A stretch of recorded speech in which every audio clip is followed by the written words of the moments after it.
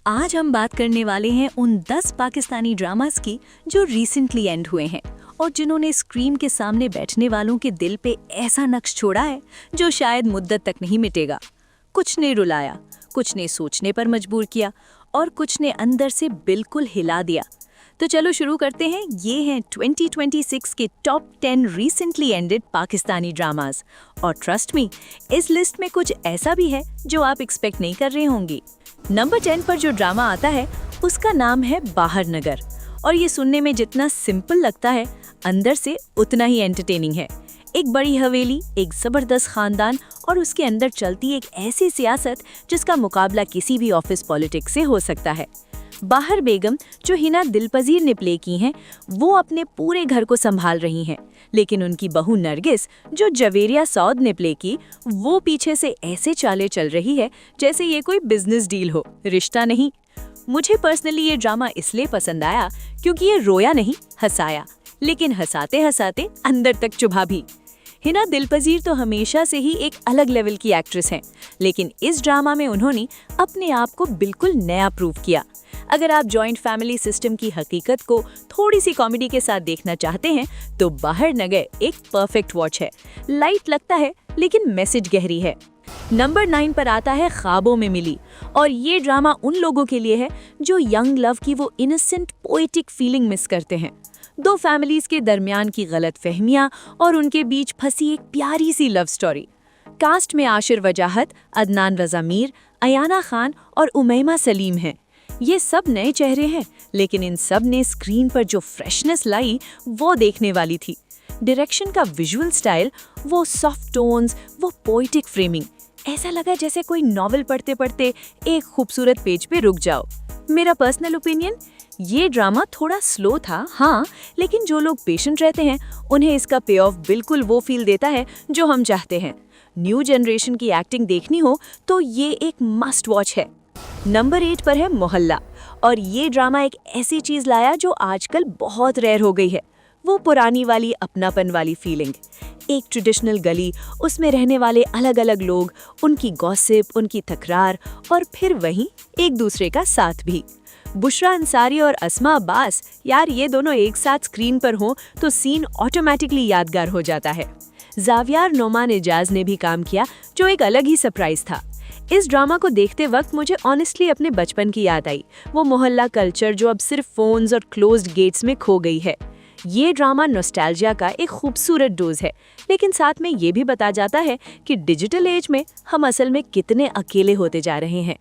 Number 7 पर आता है मफाद परस्त और यहाँ से लिस्ट थोड़ी डार्क होने लगती है। ये ड्रामा ग्रीड का साइकोलॉजिकल स्टडी है और यकीन मानिए ये अनकंफर्टेबल लेवल तक रियलिस्टिक था। अजफर रहमान, अरीज मोहिउद्दीन और हिरा उमर ने ऐसा परफॉर्म किया कि आप स्क्रीन पे देख के बार बार सोचते हैं कि यार ये बंदा इतना बुरा क्यों है, और फिर रियलाइज होते हैं कि एक्चुअली रियल लाइफ में भी ऐसा होता है। ये एंटी हीरोज हैं, ना पूरी तरह विलन ना पूरी तरह हीरो, और यही चीज इस ड्रामा को इंटरेस्टिंग बनाती है। कॉर्पोरेट वर्ल्ड की चमक धमक के पीछे क्या छुपता है, दोस्त को धोखा देने का क्या अंजाम होता है, ये सब मफाद परस्त ने बड़ा सीधा और बड़ा सिनिकल अंदाज में दिखाया। मेरे लिए पर्सनली ये एक डिस्टर्बिंग वॉच था, लेकिन बेस्ट डिस्टर्बिंग वाला। नंबर 6 पर है गूंज और ये एक ऐसा ड्रामा है जो शोर नहीं मचाता फिर भी दिल में गूंज जाता है, बिल्कुल अपने टाइटल की तरह। कोमल मीर ने जरनब का रोल प्ले किया, एक वर्किंग वुमन जो एडवर्टाइजिंग की दुनिया में वर्बल हरासमेंट का सामना करती है, लेकिन वो हरासमेंट जिसको लोग देखते हैं और इग्नोर कर देते हैं। कोई स्क्रीम नहीं, कोई बड़ा ड्रामेटिक कॉन्फ्रंटेशन नहीं, बस एक सटल स्लो बर्न स्टोरी जिसमें जरनब अपनी आवाज़ ढूंढ रही है, और यही चीज़ इस ड्रामा को बाकी सबसे अलग करती है। मुझे लगता है जो भी प्रोफेशनल एनवायरनमेंट में काम करते हैं, चाहे मर्द हो या औरत, इस ड्रामा में उन्हें खुद का कोई ना कोई मोमेंट ज़रूर मिलेगा। ये मस्ट वॉच फॉर प्रोफेशनल्स वाली कैटेगरी में फर्मली आता है। नंबर 5 पर है मुकाम और ये ड्रामा उन सब के लिए है जिन्होंने कभी स्ट्रगल किया हो, कभी सोसाइटी ने कहा हो कि तुम यहाँ तक ही तक हो। सानिया सईद ने एक ऐसी औरत का रोल प्ले किया जो लोअर मिडिल क्लास से उठ के एक मेल डोमिनेटेड इंडस्ट्री में अपना मुकाम बनाना चाहती है, और उस सफ़र में वो ना सिर्फ अपना मुकाम बनाती है बल्कि हिना अल्ताफ के कैरेक्टर की मेंटोर भी बनती है। बाबर अली भी कास्ट में है और उन्होंने अपना रोल बाखूबी निभाया। इस ड्रामा की जो स्ट्रगल आर्क थी वो इतनी रियलिस्टिक थी कि बार बार दिल में ये बात आती थी कि हाँ, ऐसा ही होता है। ये कोई फेरी टेल नहीं था, ये था एक honest raw portrayal of ambition and resilience. Sania Saeed के बिना ये ड्रामा इतना पावरफुल नहीं होता। वो स्क्रीन पर होती हैं तो सीन ऑटोमेटिकली एलिवेट हो जाता है। नंबर 4 पर आता है पल दो पल। और यार, ये वो ड्रामा था जिसने अंदर तक तोड़ दिया। मुनीब बट और हिबा बुखारी ने दो ऐसी रूहें प्ले की जो एक बार मिलती हैं, मोहब्बत होती है, लेकिन ड्यूटी उन्हें अलग कर देती है, और फिर सालों बाद वो दोनों मिलते हैं तो सिर्फ क्लोजर के लिए। सुरहा अजगर ने भी एक अहम रोल प्ले किया। इस ड्रामा का OST, वो म्यूजिक, यार वो अलग ही लेवल का था। कुछ सीन्स तो सिर्फ उस OST की वजह से यादगार हो गए जो शायद डायलॉग के बिना पूरी तरह काम ना करते। स्लो बर्न रोमांस लवर्स के लिए ये एक गिफ्ट था, लेकिन जो लोग फास्ट पेस्ड ड्रामा प्रेफर करते हैं वो थोड़ा पेशेंस रखें। मुझे पर्सनली इसका एंडिंग सबसे ज्यादा अफेक्ट कर गई, क्योंकि रियल लाइफ में भी कुछ मोहब्बतें सिर्फ क्लोजर पर ही खत्म होती हैं, यूनियन पर नहीं। नंबर 3 पर आता है पामाल। और अब हम सीरियस टेरिटरी में आ गए हैं। एक मासूम खानदान को एक फ्यूडल लॉर्ड रौंद देता है, लिटरली पामाल कर देता है, और फिर जो बचा रहता है वो सालों में एक कैलकुलेटेड बदला प्लान करता है। नोमान एजाज ने एंटेगनिस्ट प्ले किया, और एक बार फिर उन्होंने साबित कर दिया कि विलन रोल में उन्हें कोई बीट नहीं कर सकता। उनकी आंखों में वो जुल्म, वो एरोगेंस स्क्रीन पर देखना भी मुश्किल होता था। अमर खान ने सर्वाइवल और रिवेंज का सफर इतना ऑथेंटिकली जिया कि आप बार बार रोते और साथ में जस्टिस के लिए दुआ भी करते। गौहर रशीद भी कास्ट में थे और उन्होंने ड्रामा को और लेयर दी।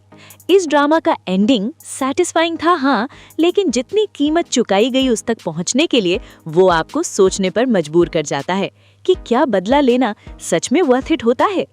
नंबर 2 पर आता है सांवल यार पिया। और इस ड्रामा ने स्क्रीन पर वो सब दिया जो हम चाहते थे, इंटेंसिटी, केमिस्ट्री और एक लव ट्रायंगल जिसमें क्लियरली डिसाइड करना मुश्किल था कि दिल किसके साथ है। अहमद अली अकबर ने सांवल प्ले किया, सेल्फ मेड, ग्राउंडेड, रियल, और फरोज खान ने अलियार प्ले किया, प्रिविलेज्ड, कॉन्फिडेंट और अपनी ईगो का प्रिजनर। दुरे फिशान सलीम ने पिया के रोल में वो परफॉर्मेंस दी जो उन्हें एक अलग लेवल पर ले जाती है। इस ड्रामा का फोक मॉडर्न एस्थेटिक, वो विजुअल्स, वो कलर पैलेट, वो म्यूजिक, सब मिला के एक ऐसी दुनिया बनाई गई थी जिसमें आप खो जाते थे। पिया की फैमिली के डार्क सीक्रेट्स जब सरफेस पर आने लगते हैं तो ड्रामा और भी ग्रिपिंग हो जाता है। ये एक एक्टिंग पावर हाउस ड्रामा था, और मेरे लिए पर्सनली अहमद अली अकबर की परफॉर्मेंस यहाँ सबसे स्टैंड आउट रही। वो रोल उन्हें बना भी सकता था और बिगाड़ भी, उन्होंने बना के दिखाया। और अब आते हैं नंबर 1 पर, और यहाँ कोई सरप्राइज नहीं होना चाहिए। नंबर 1 पर है केस नंबर 9। ये ड्रामा सिर्फ एक ड्रामा नहीं था, ये एक बयान था। एक औरत जो अपने ही ताकतवर बॉस के हाथों सेक्सुअल असॉल्ट का शिकार होती है, और फिर शुरू होता है एक ऐसा संघर्ष जिसमें दुश्मन सिर्फ एक बंदा नहीं, करप्ट पुलिस है, रिग्ड लीगल सिस्टम है, हाई सोसाइटी का प्रेशर है, और वो लोग जो जानते सब हैं लेकिन बोलते कुछ नहीं। सबा कमर ने सहर को प्ले किया, और ये परफॉर्मेंस उनकी करियर की बेस्ट परफॉर्मेंसेस में से एक थी, मैं ये पूरी कॉन्फिडेंस के साथ कह सकती हूँ। फैसल कुरैशी ने कामरान को प्ले किया, वो विलन जिस पर आप इतना गुस्सा करते हैं कि स्क्रीन से बातें करने का मन करता है। जुनैद खान, नदीन वकार, गौहर रशीद, सब ने मिलकर एक ऐसी स्टोरी बनाई जो अनकंफर्टेबल थी, पेनफुल थी, लेकिन बिल्कुल जरूरी थी। इस ड्रामा ने प्रूव किया कि पाकिस्तानी ड्रामा इंडस्ट्री जब चाहती है तो सोसाइटी के सबसे मुश्किल टॉपिक्स को भी बड़े करेज के साथ स्क्रीन पर ला सकती है। ये सिर्फ एंटरटेनमेंट नहीं था, ये एक कॉन्वर्सेशन था, और इसीलिए केस नंबर 9 इस लिस्ट पर नंबर 1 है। तो ये थे 2026 के top 10 recently ended Pakistani dramas. कुछ ने हंसाया, कुछ ने रुलाया, कुछ ने अंदर से झंझोड़ दिया। आपने इनमें से कितने देखे और कौन सा आपका फेवरेट रहा, मुझे कमेंट्स में ज़रूर बताएं। और अगर ये वीडियो अच्छा लगा तो अपने उस दोस्त को भी शेयर करें जिसने अभी तक ये ड्रामास नहीं देखे। मिलते हैं अगली लिस्ट में।